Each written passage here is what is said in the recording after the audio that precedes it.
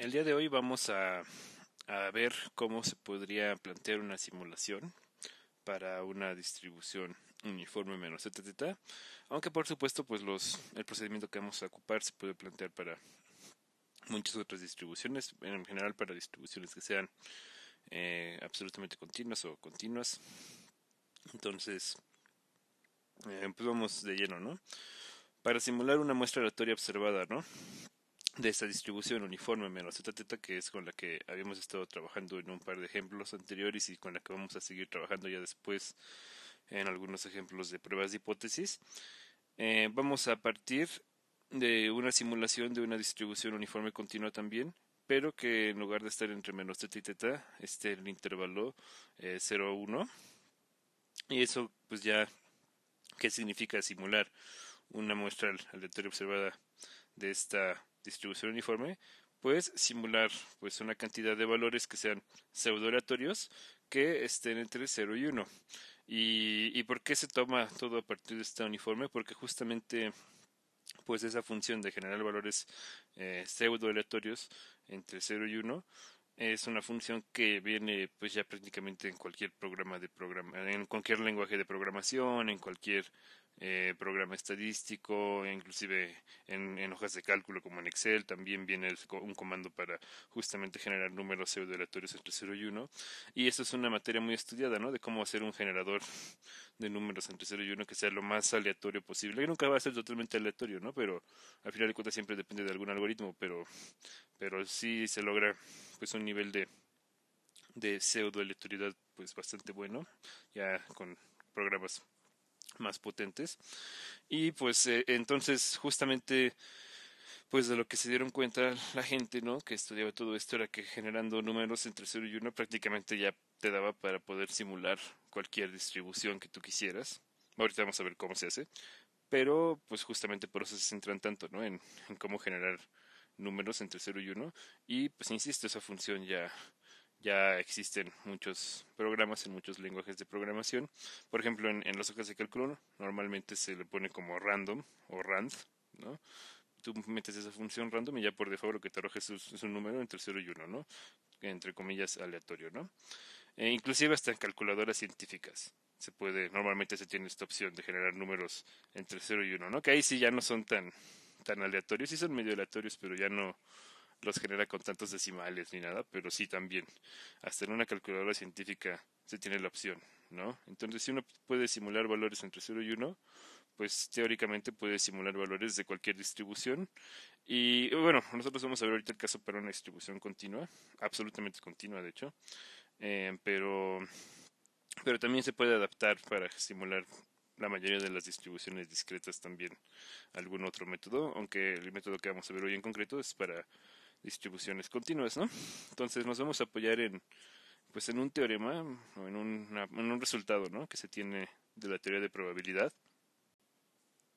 que nos dice que si x es una variable aleatoria continua, entonces esta transformación, ¿no? Tomar la función de distribución de x y tomarla como una función que nos define una transformación de esta propia variable aleatoria x, siempre se va a distribuir uniforme entre 0 y 1. Ahorita vamos a ejemplificar cómo sería esto, ¿no? Para que quede un poco más claro. Pero sí, o sea, una transformación normalmente se ve como una función g evaluada en x, ¿no? Y eso ya va a ser una nueva variable aleatoria.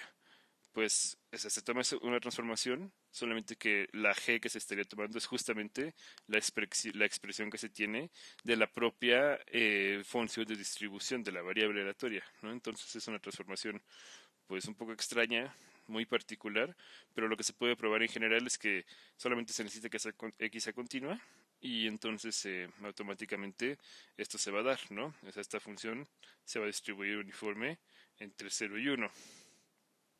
La prueba de este resultado pues no es tan complicada, ¿no? Lo pueden buscar, de hecho hasta tiene nombre, lo que vamos a utilizar se llama el método de la transformación inversa o de la transformada inversa. Y justamente no está fundado en este como teorema que se tiene. El caso, por ejemplo, cuando hay función de densidad, cuando la variable aparte de ser continua es absolutamente continua, ahí sí es muy sencillo hacer la demostración. El caso en el que ya no necesariamente haya función de densidad sí se complica un poquito más, pero tampoco es tan complicado, ¿no? Pueden buscar la demostración. Aquí no lo voy a demostrar porque pues no es la idea meternos ya a cosas de probabilidad ya tan profundo de nuevo, pero pues esto perfectamente se puede demostrar en un curso, en un primer curso de probabilidad en las últimas semanas del curso, ¿no? De hecho, muchos profesores sí lo hacen o inclusive a veces hasta lo dejan de ejercicio, ¿no? No es tan complicado. Pero bueno, entonces vamos a tomar esto como que ya es un hecho, como que sí se cumple. Y entonces, pues entonces podemos aprovecharnos de esto, ¿no? Porque justamente pues los valores entre 0 y 1 que podríamos simular, pues serían valores que fueran de esta distribución. Entonces uno puede aprovecharse de este hecho para a través de valores simulados de esta distribución, que siempre va a poder aparecer a través de cualquier variable aleatoria continua X. Uno puede entonces aprovechar esto para, mediante los valores simulados de esta distribución, obtener valores simulados de la distribución de nuestra variable aleatoria continua, ¿no? Y eso puede ser de cualquier distribución de cualquier variable aleatoria continua, ¿no?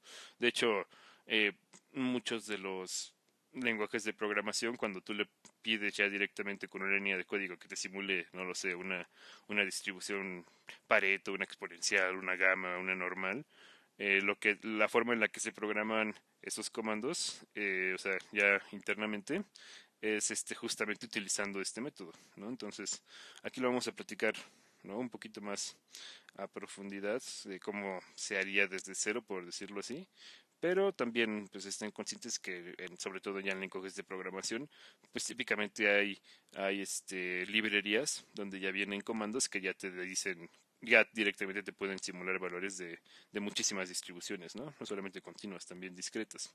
Pero bueno, si uno no tuviera esos comandos, ¿no? O bueno, aunque los tuviera, si uno quisiera entender, ¿no? Cómo se puede hacer desde cero, porque por ejemplo, pues podría haber alguna distribución que uno quisiera simular y que no tuviera el comando para simular esa distribución en específico, entonces pues tendría que hacer un planteamiento desde cero como lo vamos a hacer. Pues la forma en la que se tiene que proceder es la siguiente, ¿no? La idea va a ser que nosotros pues digamos que esta función, esta nueva variable aleatoria que va a ser uniforme, pues lo vamos a llamar como una variable aleatoria y entonces vamos a escribir a y en términos de x. Y cuando ya tengamos a y escrita en términos de x, o sea, nuestra uniforme escrita en términos de nuestra variable aleatoria x, lo que vamos a hacer va a ser voltear esa situación y escribir a x en términos de la uniforme 0,1. Entonces, cuando uno escribe a x en términos de la uniforme 0,1, que sería como invirtiendo esa transformación, por eso se llama la transformada inversa de este método.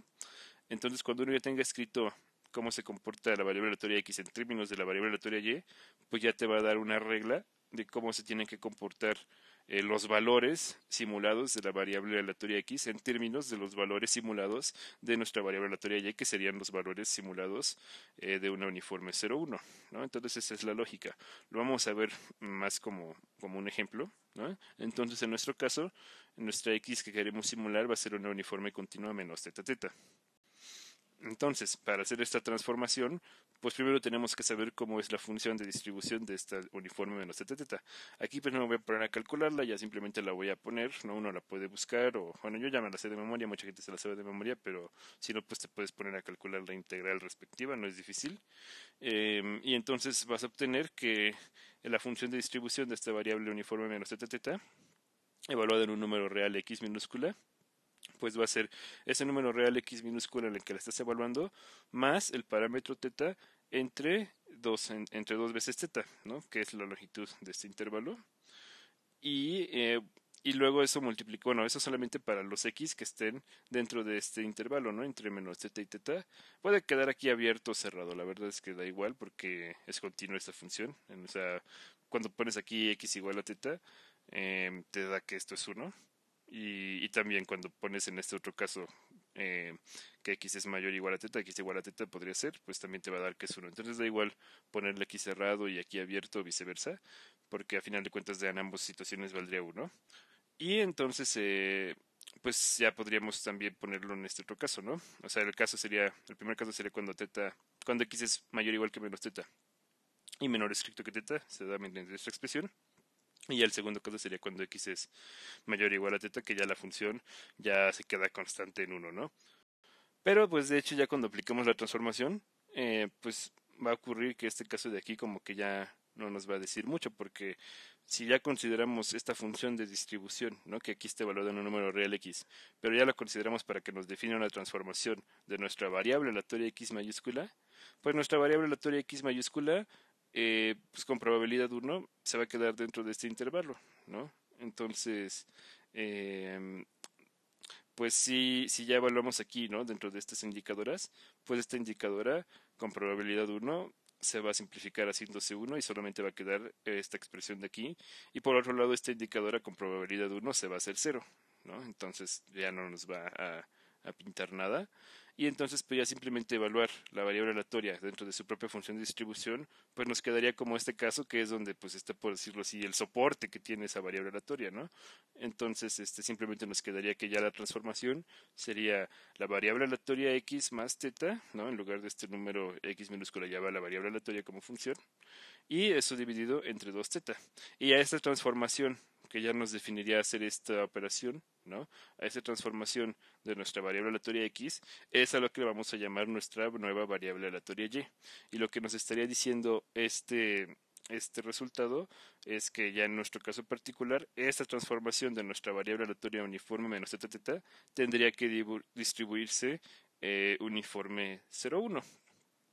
En este caso, pues como no estamos haciendo la demostración de esto, pues sí me voy a poner a verificar que esto efectivamente se distribuye uniforme 0,1 para que pues ustedes vean que de verdad sí se va a distribuir uniforme 0,1. Pero les digo, no, si quieren hacer una demostración general, ya para el caso general, pues también lo pueden realizar, no es tan complicado. Pero entonces ya para este caso particular, pues si queremos ver que esta variable aleatoria y se distribuye uniforme entre 0 y 1, pues ahí podríamos, por ejemplo, calcular su función de distribución y ver que su función de distribución efectivamente es la de la distribución uniforme 0, 1. Entonces, para esto, pues, por definición, la función de distribución de la variable aleatoria y evaluada en el número real y minúscula sería la probabilidad de que nuestra variable aleatoria y no sobrepase ese número real y minúscula. Y aquí pues sustituimos quién es nuestra variable aleatoria y en términos de nuestra variable aleatoria x.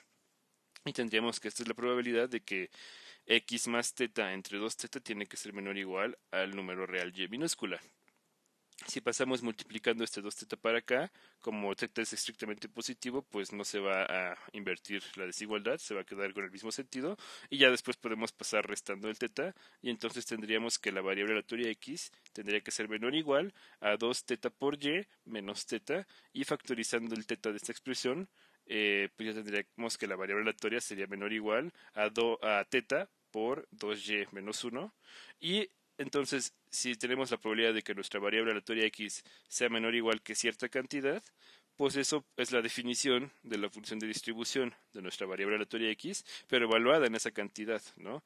En ese otro número. Y en este caso, ese otro número, pues ya factorizando el teta nos quedaría teta por 2y menos 1. Entonces, la función de distribución de la variable aleatoria y, que es nuestra transformación, la podemos calcular en términos de la función de distribución de nuestra variable aleatoria x, pero evaluada en el número teta por 2y menos 1. Que justamente ya esta expresión de aquí pues es la inversa de esta transformación, ¿no? Lo estamos haciendo ya aquí como un paso intermedio, pero aquí lo que ya obtuvimos aquí es justamente cómo se vería la inversa de esta transformación, ¿no? Entonces, pues ya nosotros ya sabíamos cómo se distribuye x, entonces ya tenemos como su función de distribución, que era esta expresión de aquí, y entonces pues ya simplemente tenemos que tomar esta expresión y evaluarla en este número ya para terminar de obtener cuál sería la función de distribución de y. Y entonces, pues haciendo eso, tendríamos que tener este número, que sería teta por 2y menos 1, aquí, ¿no? En lugar del x minúscula, y le sumamos teta y lo dividimos entre 2 teta, y eso va multiplicado por la indicadora de que el número sea mayor o igual que menos teta y menor estricto que teta, que es lo que tenemos aquí escrito, no es el número donde lo estamos evaluando, tiene que ser mayor o igual que menos teta, menor estricto que teta, y luego más la indicadora de que ese número sea mayor o igual a teta, que es lo que tenemos aquí, la indicadora de que ese número sea mayor o igual a teta. Y pues aquí podemos hacer varias cosas, ¿no? Si por ejemplo aquí arriba factorizamos el teta que aparece tanto aquí como aquí, multiplicando a teta por 1, por decirlo así, tendríamos que lo de arriba se puede ver como teta multiplicado por 2y menos 1 más 1 que aparecería de este teta. Si hacemos eso dentro del paréntesis, los unos se nos cancelan y el teta afuera del paréntesis, que ya estaría multiplicando todo lo de arriba, se nos simplifica con el teta que está multiplicando a todo lo de abajo. Y también el 2, ya una vez eliminados estos unos, podríamos simplificarlo porque solamente tendríamos 2y entre 2 y entonces también se va a poder ir el 2. Y pues ya simplemente nos quedaríamos con un y, ¿no? En toda la parte de la izquierda. Y mientras que la indicadora, si ya nos va a quedar aquí un valor y, pues nos interesaría dejarla en términos de ese valor y, ¿no? Entonces para hacer eso, pues primero podemos dividir cada término de esta desigualdad por teta y se va a mantener el sentido de la desigualdad porque teta es un número positivo. Y haciendo eso, pues nos va a quedar que menos 1 tiene que ser menor o igual que 2y menos 1 y eso tiene que ser menor que 1. Y si a eso le sumamos un 1, pues aquí nos habría quedado menos 1 y entonces ya se va a quedar 0, como lo puse aquí. En medio simplemente nos va a quedar 2y, como ya está aquí escrito. Y aquí teníamos 1, si le sumamos 1, pues ya nos va a quedar un 2.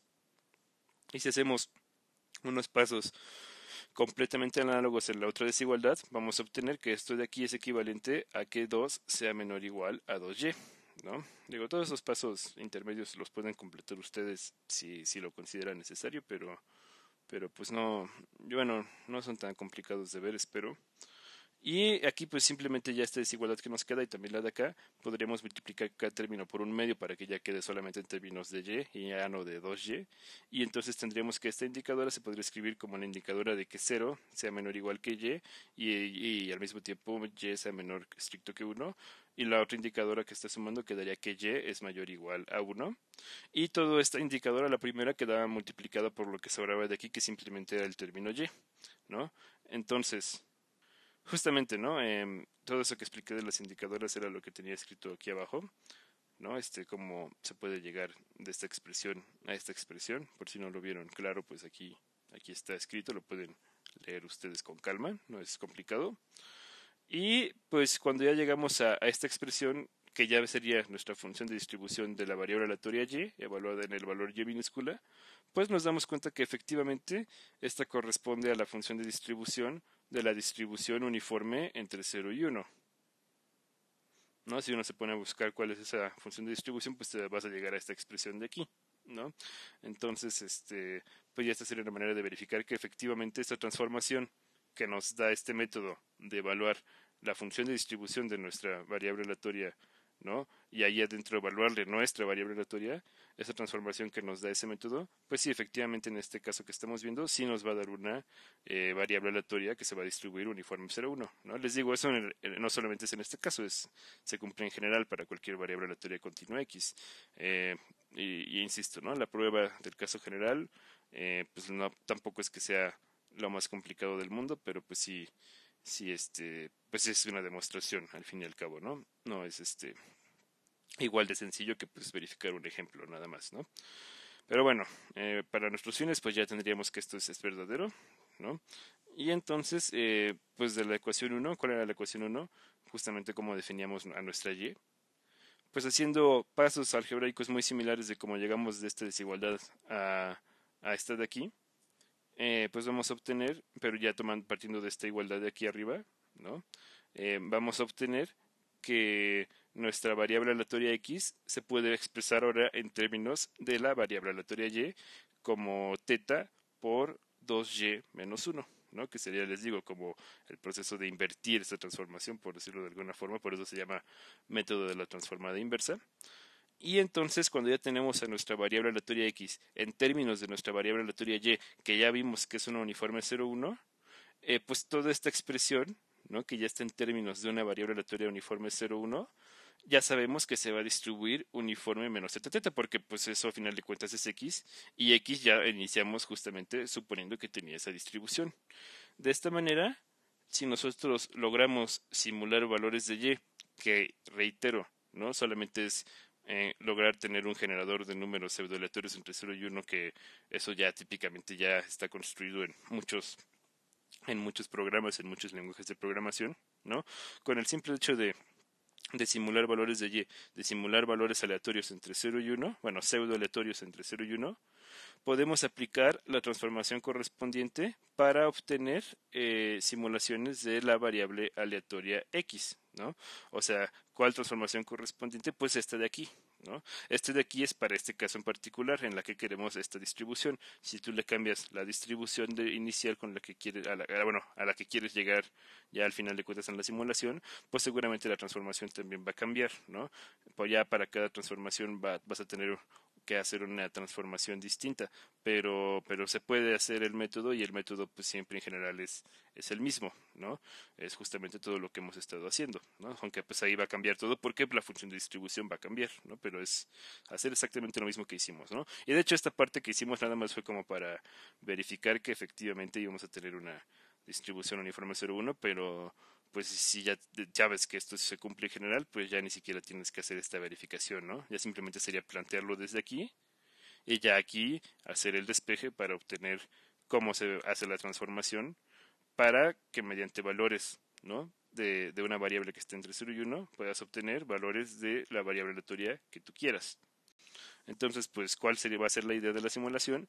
Pues con los comandos correspondientes, dependiendo de la aplicación del lenguaje de programación del programa que uno esté utilizando, pues generas la cantidad de valores pseudoaleatorios entre 0 y 1 que tú quieras, y a cada uno de esos valores le aplicas esta transformación de aquí.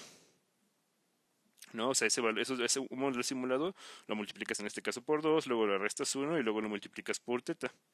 Y entonces ya que hagas eso, te va a aventar otro valor y ese segundo valor que resulte del primer valor que estaba entre 0 y 1, aplicarle toda esta transformación, ya va a ser un valor simulado, una simulación, una observación simulada de esta distribución menos teta teta.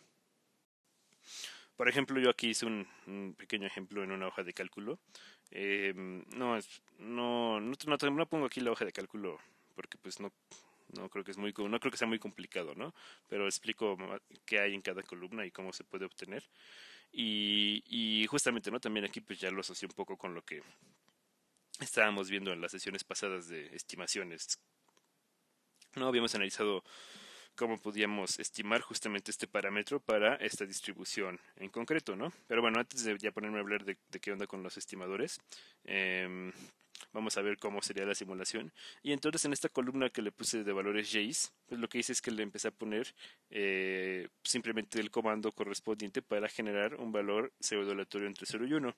Si se dan cuenta, pues aquí siempre los valores de esta columna son números entre 0 y 1, ¿no? A veces da cercanos a 1, como aquí que da 8, casi 0.9 casi, ¿no? A veces da cercano a 0, ¿no? Como por ejemplo aquí, ¿no? Que nos da 0.12, pero más o menos ya redondeando, ¿no? A veces da cercanos a 0.5, ¿no? Como por ejemplo estos dos, pero pues en general se supone que te los avienta de forma uniforme entre 0 y 1, ¿no? De forma lo más aleatoria posible.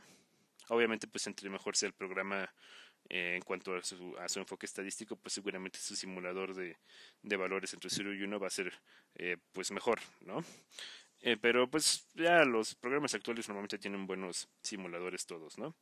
Entonces, pues ya, ¿no? Aquí tienes muchas simulaciones. No, aquí yo solamente le puse 32 simulaciones, pero le podrías poner pues todas las simulaciones que tu programa te dé, ¿no? En una hoja de cálculo seguramente no podrías hacer una cantidad demasiado grande sin que ya se vuelva lenta, pero ya en un lenguaje de programación, y sobre todo en un lenguaje de programación que sea más orientado a la estadística, pues sí, ya puedes hacer una cantidad de simulaciones brutales, ¿no? Cientos de miles de simulaciones, millones de simulaciones inclusive, ¿no? Entonces sí, ya depende también de qué tanta precisión quieras que tengan tus simulaciones. Entonces, el punto es que pues en esta primera columna pues irían los valores simulados entre 0 y 1 que les digo, ¿no? Ya depende del programa, el comando que tienes que usar. En las hojas de cálculo normalmente se llama RAND, que es de abreviación de random, ¿no? El comando para simular un número entre 0 y 1, entonces simplemente pues aquí le puse rand, fórmula igual a rand, igual a rand, igual a rand, ¿no? Y ya la barres y ya tienes muchos rands, ¿no? Y de hecho en las hojas de cálculo normalmente cada que haces algún cambio en tu hoja de cálculo se cambian todos los valores, como que se reinicia la simulación. Entonces eso también está bien si quieres hacer varias simulaciones con un mismo programa de forma sencilla. Pero bueno, eso ya cambia, ¿no? Ya sobre qué programa estés utilizando. Aquí lo estoy haciendo en una hoja de cálculo para que sea como amigable para la mayor cantidad de público, pero obviamente sería muchísimo mejor hacerlo ya con un lenguaje de programación, ¿no? Digo, ya pensándolo en hacerlo de forma profesional, ¿no? Pero bueno, aún así queda clara la idea. Y ya que uno tiene aquí sus valores simulados entre 0 y 1, pues lo que es la segunda columna que le puse las XYs, van a ser pues a cada uno de estos valores aplicarle la transformación, ¿no? La transformación que obtuvimos, que en este caso era tomar esos valores de la columna de la izquierda, que serían nuestros J's, multiplicarlos por 2, restarles 1 y multiplicarlos por Z. Y justamente pues para multiplicarlos por Z, pues primero tendríamos que saber qué valor de θ vamos a considerar, entonces por eso aquí le puse una casilla especial donde podías ponerle el valor de θ y entonces ya en términos de esta casilla pues haces las operaciones aquí donde aparezca θ, pues le pones esta casilla de aquí. En un lenguaje de programación sería definir una variable, ¿no? Para que puedas hacer con el mismo programa simulaciones para cualquier valor del parámetro que tú quieras, ¿no? Aquí pues en mi caso le puse θ igual a 1 y pues ustedes pueden corroborar que, digo, no con todos, ¿no? Pero que por ejemplo si tú le aplicas a este primer valor, ¿no? De 0.8958, etcétera, lo multiplicas por 2, luego le restas 1 y luego lo multiplicas por 1, pues pueden corroborar que sí efectivamente les da este valor, ¿no? De 0.7917, ¿no? Y así con todos los valores. Bueno, no lo van a hacer con todos los valores ustedes porque hay que flojera, pero pues, chéquense, ¿no? Los primeros 2 o 3 para que vean que efectivamente sí esta columna corresponde a los de a justamente hacer esta transformación, ¿no? A la columna de la izquierda. Y entonces ya haciendo esa transformación, pues lo que te dice la teoría es que estos valores de la columna de la derecha ya serían como si fueran simulaciones de observaciones de la distribución que tú quieres, que en este caso pues es nuestra distribución uniforme menos θ, θ, y como aquí lo hice en particular con θ igual a 1, pues le puse, bueno, serían simulaciones de una distribución menos 1,1, ¿no? Y sí, ¿no? Sí se puede ver que pues justamente estos valores siempre se quedan entre menos 1 y 1, ¿no? Estos que quedaban entre 0 y 1, pues estos ahora se van a quedar entre menos 1 y 1, ¿no? Todas estas ideas ustedes, ¿no? Tanto en una hoja de cálculo como en un lenguaje de programación lo pueden replicar por su cuenta, no es complicado, ¿no? No estaría de más que lo intentaran. Y pues ya pues uno ya se podría preguntar, ¿no? Oye, pero ¿para qué quiero hacer estas simulaciones? Ah, pues justamente la idea, ¿no? Para la que la vamos a utilizar hoy, pues es para ver realmente cómo se podrían llegar a comportar los estimadores que nosotros habíamos analizado para nuestra uniforme menos teta teta. En clases anteriores habíamos analizado que justamente para esta distribución habíamos obtenido estadísticos suficientes minimales y ya después habíamos obtenido estimadores a través de esos estadísticos y vimos inclusive algo que algunos estadísticos no eran suficientes, ¿no? Usamos varios estimadores, a final de cuentas, ¿no? Varios estadísticos asociados a esta distribución y pues los más importantes que vamos a usar ahorita pues eran estos tres, ¿no? Habíamos probado que cuando vimos el repaso de suficiencia, que por ejemplo para esta distribución el estadístico que nos daba el máximo de los valores, ya nada más de los valores de nuestra muestra aleatoria, de esta distribución uniforme menos teta, no era un estadístico suficiente, porque desperdiciaba información, porque, o sea, la idea era que esto pues, nos ayudara a aproximar el valor de teta, ¿no? Bueno, o a tener información acerca del valor de teta. Ya como en particular esto sí resulta que aparte de ser un estadístico también se puede tomar como un estimador, pues ahí sí ya quisiéramos que se aproximara a teta. Entonces lo que comentábamos era que viéndolo como estadístico no iba a ser suficiente porque iba a estar desperdiciando la información de cuando nuestras observaciones fueran negativas, porque esas las iba a descartar por default y solamente se iba a quedar con el máximo de las observaciones positivas. Y pues sí tiene cierta lógica que el máximo de las observaciones positivas se acerque mucho a teta, ¿no? Porque pues lo más cercano que pueden estar los valores positivos de esta simulación, de esta distribución uniforme, pues sí van a estar menores o iguales a teta. Si tienes muchas observaciones, pues sí es lógico pensar que el valor más grande que tengas se acerque mucho a teta. Pero también el valor más pequeño que tengas se podría acercar mucho a menos teta. Y esa parte ya no la considera este estadístico. Por eso habíamos probado que era un estadístico que no era suficiente, ¿no? Pero sí hicimos el comentario de que aunque no era suficiente, tampoco nos iba a dar una mala estimación necesariamente, ¿no? Pero pues justamente, ¿no? Vamos a hacer esta clase de simulaciones para ver realmente cómo se comportaría este estadístico de aquí en comparación con los que tenemos aquí abajo. El estadístico T, que aquí tengo, que era el máximo de los valores absolutos, ¿no? De nuestra muestra, era casi lo mismo que aquí, solo que aquí sí ya considera las observaciones negativas, ¿no? Porque cada observación la hace positiva primero, por eso hay valores absolutos, y ya luego sí se queda con la más grande, y entonces habíamos platicado que ese sí tenía muchísimo más sentido porque, pues, si era una observación negativa, pues iba a quedar con la que se quedara más cerca de menos teta. Y si era una observación positiva, se va a quedar con la que se quede más cerca de teta. Y entre esas dos se va a quedar con la más grande a final de cuentas, porque es un máximo. Entonces, pues aquí como que sí se va a quedar, va a ser el valor como asociado a nuestra muestra que va a estar lo más cercano de teta sin que se sobrepase de los límites de este intervalo, ¿no? De menos teta y teta porque habíamos comentado que por ese hecho de que este estadístico siempre tenía que estar dentro de ese intervalo y no se podía sobrepasar de estos límites teóricos, iba a originar, iba a terminar implicando que este estadístico iba a tener algo de sesgo. También el de arriba tiene un buen de sesgo, ¿no? Bueno, tiene más sesgo que este inclusive, ¿no? Pero este a final de cuentas no iba a ser insesgado, aunque su sesgo era, pues, entre comillas, pequeño, sobre todo cuando la muestra ya era de un tamaño pues relativamente grande, pero eh, si nosotros le queremos arreglar el sesgo a este estimador, a este estadístico, bueno, ya este estimador y concreto, ya cuando se habla de sesgo ya se habla de un estimador, lo que teníamos que hacer era multiplicarlo por n más 1 entre n, en este caso, ¿no? Para esta distribución en particular, ¿no? ¿Por qué? Porque cuando sacamos, bueno, no la sacamos, pero comentamos que si sacabas la esperanza de este estimador, pero ya viéndolo como una variable aleatoria, te daba que la esperanza era n entre n más 1 por teta, que no era teta, ¿no? Para que fuera insesgado tendría que ser justamente teta, y entonces pues para arreglarlo le tenías que multiplicar por el inverso de esa constante que te estorbaba, para que ya la esperanza de este nuevo estimador, que es lo mismo pero multiplicado por n más 1 entre n, ahora sí la esperanza de esto sí te da teta. Entonces ese también sería un estimador, pero sería un estimador ahora sí ya insesgado.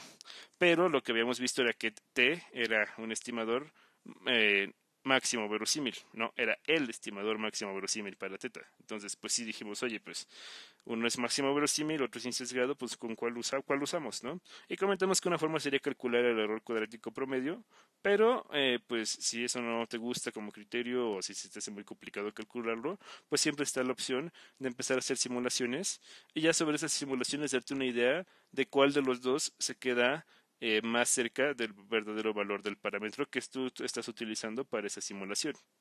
Y justamente lo que comentábamos era que cuando lo multiplicabas por n más 1 entre n, lo que hacías era tomar este estimador que siempre se quedaba pues por debajo de teta, o casi siempre se queda por debajo de teta, por eso tiene sesgo, y le das un brinquito hacia adelante al multiplicarlo por esta cantidad que es ligeramente mayor a 1. Entre más grande sea tu tamaño de muestra que es n, más cercano a 1 se va a hacer esto, y entonces pues más despreciable se va a hacer lo que realmente le estés haciendo, ¿no? Se va a quedar casi igual si lo multiplicas por algo que es casi igual a 1, pero con tamaños de muestra pequeños, pues sí se puede notar ya mucho más la diferencia entre lo que te reporte el estadístico T y lo que te reporte el estadístico V, y de hecho ya lo que suele pasar es que pues este estadístico T siempre va a ser menor o igual a teta y este estadístico V se supone que ya en promedio se va a aproximar mucho a teta, pero también se puede ahora quedar por arriba de teta, ¿no? Ya a multiplicarlo por esto ya hace que se pueda quedar inclusive por arriba de teta. Entonces también dependiendo de qué le estés aplicando todo este modelo, pues podría ser algo muy malo que se quedara por arriba tu estimación del verdadero valor del parámetro, o podría no ser tan malo, ¿no? Pero eso ya depende de cada aplicación en concreto, ¿no? Y pues ya para, pues ahora sí, ¿no? Ya ver realmente cómo se podrían llegar a comportar estos valores, estos tres valores de buena vez, pues podemos aprovechar esta simulación que estamos haciendo y pues entonces para obtener una observación de este estadístico, pues lo único que tendríamos que hacer era sobre nuestros valores simulados de nuestra distribución, que sería como una muestra aleatoria simulada, en este caso de tamaño n igual a 32, una muy pequeña, pero bueno, una muestra aleatoria a final de cuentas, simulada por supuesto. pues simplemente hay que sacar el máximo sobre estos valores. Entonces, pues tú puedes programar un comando que te saque el máximo de toda esta columna y pues esta va a ser tu observación de U, que en este caso, bajo esta muestra que se simuló, nos queda que el máximo es de 0.9738, más o menos, ya redondeando. Y pues ese sí es un valor que está muy cerca de nuestro valor real del parámetro que usamos, ¿no? Que era θ igual a 1.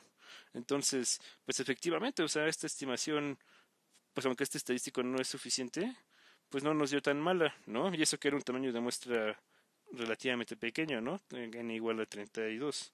Que bueno, para mucha gente eso ya es gigante, pero, pero no, o sea, ya en estadística mucho más seria, pues sí, típicamente se tienen pues, por lo menos miles de datos o ya de perdida cientos de datos, ¿no? Entonces sí, sí no es tan grande este tamaño de muestra y no nos dio una mala estimación. A lo mejor con un parámetro más grande ya no quedaría tan buena, ¿no? Ya no quedaría tan precisa, ¿no? También elegí un parámetro que era pues muy pequeño, ¿no? Teta igual a 1, a lo mejor si teta fuera igual a 1000, pues sí ya se notaría más la diferencia, ¿no? Ya no estaría tan cercano. Pero bueno, ¿no? En este caso no dio tan mal, ¿no? Y esa es otra cosa con lo que también uno puede ir jugando, ¿no? ¿Qué tanto afectaría el verdadero valor del parámetro? ¿En qué tan precisas son tus estimaciones, ¿no?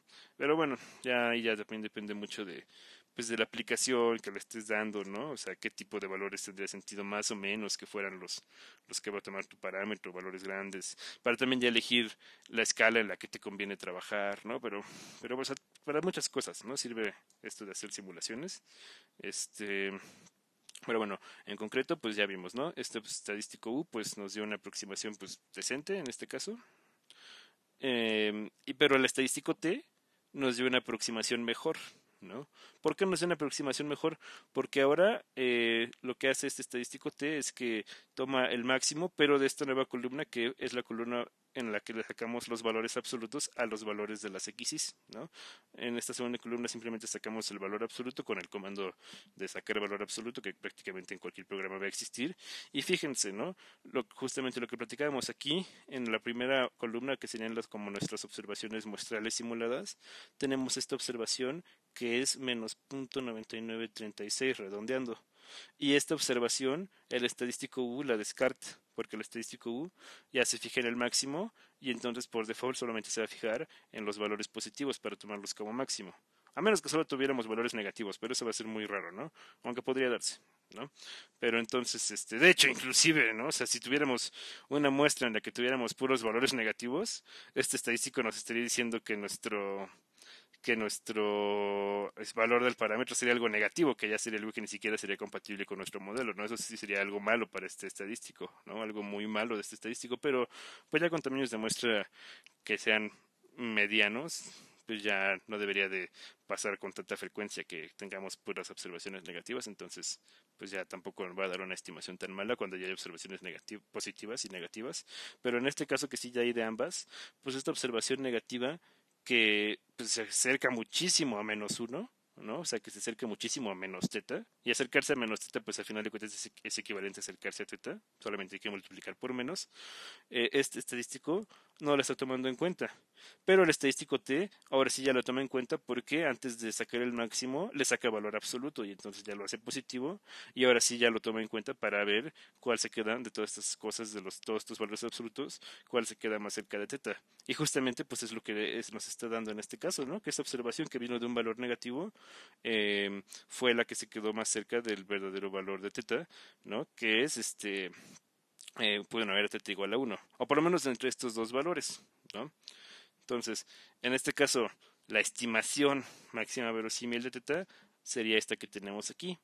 Teta sería aproximadamente igual a 0.9938, que pues es bastante cercano a 1, ¿no? Es así, se acerca bastante más, ¿no? Les digo, si aquí en lugar de 1 le pusiéramos 1000 y todo lo multiplicáramos por 1000, ¿no? Que sería al final lo que terminaría pasando, pues sí, ya se quedaría bastante más cerca 993 de 973, ¿no? Sí, ya es, pues son algunas decenas, ¿no? Bueno, 20, ¿no? 20, bueno, un poquito más o menos como 20, bueno, de tamaño 20, la diferencia, ¿no? Ya también depende qué tan importante, ¿no? Qué tanto representaría en tu aplicación la diferencia entre 993 y 973. Podría que no representara mucho, podría que representara muchísimo, ¿no? podrías estar hablando de millones de pesos, ¿no? Ahí sí sería mucho dinero, 20 millones de pesos, ¿no? Podrías estar hablando de las décimas que tienes que sacar para pasar un examen, ¿no? Ahí pues ya no representa tanto. Bueno, podría representar mucho si estás en la línea entre pasar y reprobar, ¿no? Pero bueno, podría no ser tanto, ¿no? Ya sí ya depende mucho de la aplicación. Pero también, ¿no? Vale la pena ahora fijarnos en este estimador que pues ya no es el máximo verosímil, ¿no? Entonces su estimación, ya observándolo, no sería el máximo verosímil, pero, bueno, la máxima verosímil, pero sí es insesgado, ¿no? Entonces, según la teoría, en promedio, se acerca más al valor de teta que este. Este en la teoría te dice que tiende a quedarse a la izquierda, que pues sí, justamente aquí, pues sí se quedó hacia la izquierda del valor, ¿no? No dio exactamente que teta, el valor estimado es igual a uno, nos dio algo que se queda siempre por la izquierda, también el de acá, ¿no? Y pues como lo comentábamos, pues nos podría dar que se queda igual a la izquierda, que en este caso no se dio, pero también nos podría dar que ahora se queda a la derecha, porque ya lo estamos multiplicando por algo que lo hace irse un poquito a la derecha, ¿no? Entonces, en este caso, como la muestra de tamaño 32, lo único que tendríamos que hacer para obtener una observación de nuestro estadístico V sería tomar la observación de nuestro estadístico T y multiplicarlo por n más 1 entre n, que en este caso sería 33 entre 32. Y si hacemos eso, pues obtenemos que la observación del estadístico V, que ya es el insesgado, sería 1,002, ¿no? Aproximadamente, que pues también es bastante buena aproximación de teta, solo que ya se queda por encima. Entonces, insisto, ya dependiendo de tu aplicación, podría ser bueno que se quedara por encima, podría ser malo que se quedara por encima, ¿no? Ya también tienes que ver qué te conviene más, o podría que no te importe mucho si se queda por encima o por debajo, y entonces ahí sí ya prefieres que sea sesgado a que sea máximo verosímil, ¿no? Ahí sí ya es de cada quien, pero pues lo que uno puede hacer es, pues, esta a final de cuentas solamente fue una simulación, ¿no? Y justamente yo hice varias y elegí poner la imagen de una en la que se ejemplificaba todo lo que estábamos diciendo que podía ocurrir con estos estimadores. Pero pues obviamente me dieron algunas simulaciones en las que, por ejemplo, el valor de U coincidía con el valor de T, ¿no? Algunas simulaciones en las que el valor de V se quedaba a la izquierda también, ¿no? De teta. Pero pues ustedes pueden construir esta misma hoja de cálculo o hacer ideas similares en un lenguaje de programación que sería todavía mejor y hacer no solo una simulación, sino hacer muchísimas simulaciones y ustedes ya darse una idea de qué estadístico realmente se queda más veces más cerca del verdadero valor de teta, ¿no? Para ya decidir si tuvieran que utilizar esta distribución, qué estimador utilizarían, ¿no? Este, y también le pueden hacer un tamaño de muestra más pequeño, hacer un tamaño de muestra mucho más grande, ¿no? Algo que también quiero dejar en claro, ¿no? Al resaltar es que aquí estamos haciendo una simulación de tamaño 32, que podría ser de tamaño mayor o menor, ¿no? Pero de nuestra muestra aleatoria, pero independientemente de qué tamaño le ponemos a nuestra muestra aleatoria, ¿no? O sea, cuántas observaciones estemos teniendo de nuestra muestra aleatoria, solamente estamos teniendo una observación de cada uno de nuestros estadísticos. Entonces, por eso conviene mucho más hacer ya las simulaciones cuando lo quieres para ya aproximar realmente comportamientos de forma más precisa, hacerlos en un lenguaje de programación, porque si uno lo que quisiera sería tener muchísimas observaciones, pero no de nuestra muestra, sino ya de nuestros estadísticos, pues tendría que hacer esta clase de simulaciones, pero muchísimas veces, una para cada observación que quieras. Y ya cuando se busca un nivel de precisión serio, pues ya no vas a hacer una simulación para observar un estadístico que dependa de una muestra aleatoria observada simulada de tamaño 32. Ya vas a hacer una muestra aleatoria simulada de tamaño 10.000, 100.000, 60.000, ¿no? Algo grande. Y entonces, esa muestra aleatoria de tamaño ya bastante grande que vas a hacer para aproximar el valor de un estimador o de un estadístico que te interese ver su comportamiento, lo vas a tener que hacer para cada valor que quieras del estadístico. Y si tú quieres muchísimos valores del estadístico, pues al final de cuentas vas a tener que hacer muchísimas simulaciones en donde dentro de cada simulación para obtener un solo valor del estadístico tengas que hacer una simulación de una muestra de un tamaño muy grande, ¿no? Entonces ahí sí ya se empieza a hacer muchísimo más grande el número de simulaciones totales que se tienen que hacer y por eso ahí sí ya conviene muchísimo más hacerlo en un lenguaje de programación.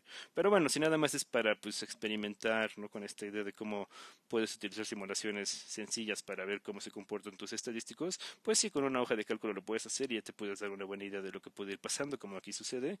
Pero sí, si ya fuera con un sentido más profesional, definitivamente tendría que ser en un lenguaje de programación más serio, ¿no? No en una hoja de cálculo, ¿no? En un lenguaje de programación que te pueda hacer muchísimos cálculos en muy poco tiempo.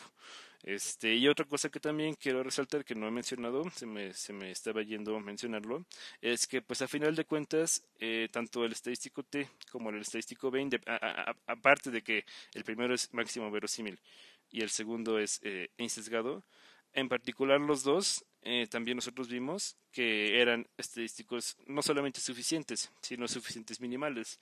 Entonces, pues en general, cualquier estimador que tenga lógica que se defina a través de este tipo de estadísticos que sean suficientes minimales, pues va a resultar ser un muy buen estimador, un muy buen estadístico. El que sí ya bajo ciertas condiciones podría darnos cosas muy malas, sería el primero que ni siquiera es suficiente. Pero pues también, ¿no? Ya siendo objetivos, con un tamaño de muestra muy, muy, muy, muy grande, también nos daría buenas aproximaciones del valor de teta. Y también, digo, en este caso creo que no es demasiado complicado sacar un valor absoluto y luego sacar otro máximo y luego ese máximo multiplicarlo por otra constante. O sea, no, computacionalmente no implica demasiado trabajo, pero en ocasiones sí se puede dar que los estadísticos que son como los deseables de observar, los que tienen las propiedades más buenas, son muy complicados de calcular, ¿no? Y a lo mejor tienes un estadístico más simple que se calcula más rápido y si tu tamaño de muestra es muy, muy, muy, muy, muy grande, pues a lo mejor pues ya en la práctica suele ser más conveniente utilizar el que a lo mejor no tiene tantas propiedades, pero que es mucho más sencillo de calcular, ¿no? Y también, si uno ya quiere pues darse una idea real de qué tan malo sería hacer eso, de qué tanto le afectaría la estimación de nuestro parámetro, pues para ya darse una idea realista, pues puede ponerse a hacer simulaciones, pero ya de una forma un poquito más seria y ver realmente bajo qué tamaño de muestra ya empieza a presentar problemas, ¿no? A partir de qué tamaño de muestra ya no presenta tantos problemas, un estadístico que sea más simple, aunque no tenga propiedades tan buenas, ¿no? Bajo qué tamaño de muestra más o menos ya empieza a aproximar bien el verdadero valor del parámetro, para qué tipos de valores del parámetro ya causa más problemas que para otros, ¿no? Si el parámetro es grande, si el parámetro es pequeño, ¿no? Toda esa clase de cosas que típicamente la teoría no te las da o sí te las podría dar, pero se vuelve ya muy complicado analizarlas. Mediante simulaciones se puede hacer de manera pues relativamente más sencilla y pues insisto, ¿no? Si en lugar de haber usado una hoja de cálculo utilizáramos un lenguaje de programación, eh, pues ya se potencia muchísimo lo que se puede llegar a hacer con esta clase de simulaciones. Inclusive hay veces en los que los estadísticos que uno tiene que observar, según la teoría, son pero tan complicados de analizar su distribución que la única forma en la que puedes hacer es aproximar esa distribución mediante simulaciones, ¿no? Entonces, pues este video es nada más es como una muy breve introducción de cómo se puede plantear una simulación, pero pues por supuesto que la idea es que pues no se queden solamente con este video, ¿no? Sino que poco a poco pues ustedes ya se vayan metiendo a pues esta idea, ¿no? De cómo simular, porque pues sí, ya típicamente ya en materias más avanzadas como lo son, no sé, teoría del riesgo, ¿no? Ya procesos estocásticos ya como orientados a la aplicación, ¿no? Te quedan cosas que tienen distribuciones muy complicadas y la única forma de aproximarlas es haciendo simulaciones, ¿no? Entonces, pues sí, no solamente quería platicarles de esto, ¿no? Ustedes pueden hacer su hoja de cálculo, ¿no? O hacer su programa, de preferencia un programa sería mejor, pero si no todavía no programan en ningún lenguaje así también, pues para poner un primer contacto pueden hacerlo en una hoja de cálculo como lo hice yo. Y pues nada, ¿no? Y pueden intentar experimentar, pues, haciendo este método, pero con una distribución que ya no sea uniforme, ¿no? Con una Pareto, con una exponencial, ¿no?